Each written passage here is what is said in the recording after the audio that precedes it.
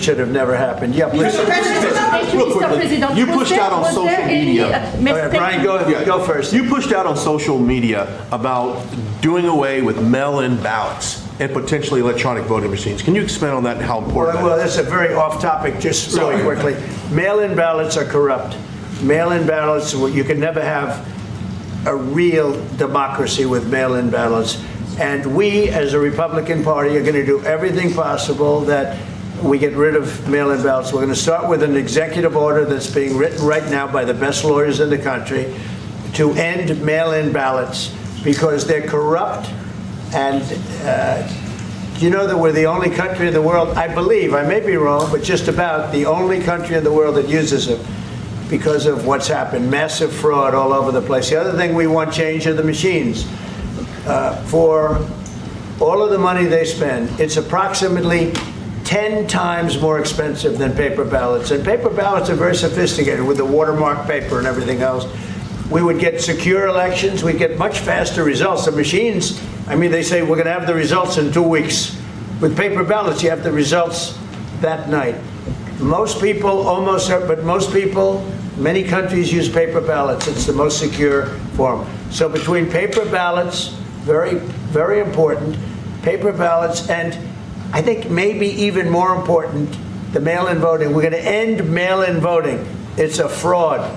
If you have mail-in vote, even Jimmy Carter with this commission, they set it up. He said the one thing about mail-in voting, you will never have an honest election if you have mail-in. And it's time that the Republicans get tough and stop it because the Democrats want it. It's the only way they can get elected. Because with men and women's sports and with transgender for everybody and open borders and all of the horrible things, and now the new thing is they love crime. They're fighting me on the fact that I've made Washington, D.C. safe. We're not going to get mugged, beaten up, or killed like all the people you've been watching get so badly hurt. I'm glad, I hate to take your time with this, but I'm glad you asked me that question. Sorry. We're going to stop mail-in ballots because it's corrupt. You know, when you go to a voting booth and you do it the right way and you go to a state that runs it properly, you go in, they even ask me, they asked me for my license plate, for identity. I said, I don't know if I have it. They said, sir, you have to have it. I was very impressed, actually. But it's very hard to cheat with mail-in voting. As you know what happens in California, it's so corrupt, where some people get 5, 6, 7 ballots delivered to them. Now, we got to stop mail-in voting, and the Republicans have to lead the charge. The Democrats want it because they have horrible policy. If you have mail-in voting, you're not going to have many Democrats get elected. That's bigger than anything having to do with redistricting, believe me. And the Republicans have to get smart. We're not going to have a country.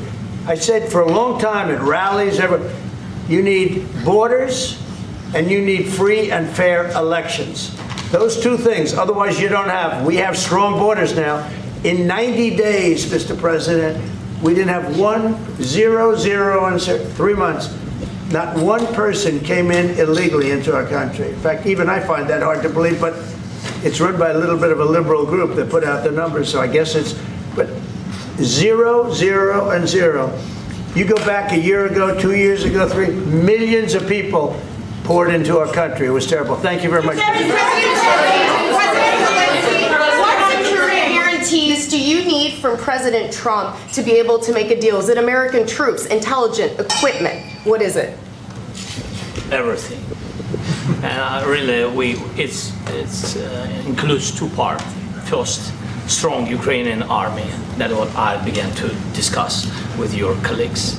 And it's a lot about weapon and then people and training missions and intelligence. And second, we will discuss with our partners. It depends on the big countries, on the United States, on a lot of our friends. And Mr. President, are you willing to commit American troops to that NATO-like protection in order to get President Zelensky to a deal today? Well, I don't know if you define it that way, but NATO-like, I mean, we're going to give, we have people waiting in another room right now. They're all here from Europe, biggest people in Europe, and they want to give protection. They feel very strongly about it, and we'll help them out with that. I think it's very important. I think it's very important to get the deal done.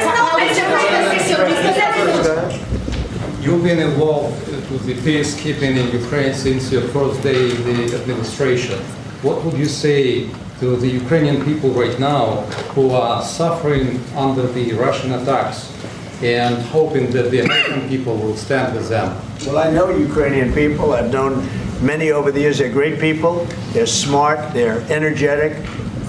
They love their country. I mean, they love their country, and we want to get this war ended. That's all I can do. I love the Ukrainian people, but I love all people. I love the Russian people. I love them all. I want to get the war stopped. Very important. Mr. President, was there any aspect of your discussion with Vladimir Putin that left you disappointed? Look, we just spoke to, I was just telling the president, I just spoke to President Putin indirectly, and we're going to have a phone call right after these meetings today. And we may or may not have a trilat. If we don't have a trilat, then the fighting continues. And if we do, we have a good chance. I think if we have a trilat, there's a good chance of maybe ending it. But he's expecting my call when we're finished with this meeting. Thank you very much.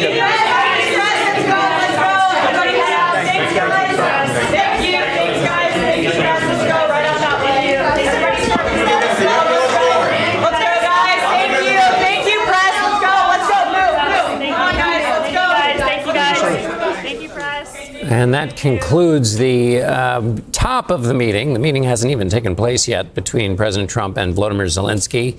A few wrap-up notes before we go to our Nancy quarters at the White House. The tone was much different than the last Oval Office meeting we remember between those two. Volodymyr Zelensky heaped praise and thanks on the president. The president said that substantial progress is being made on a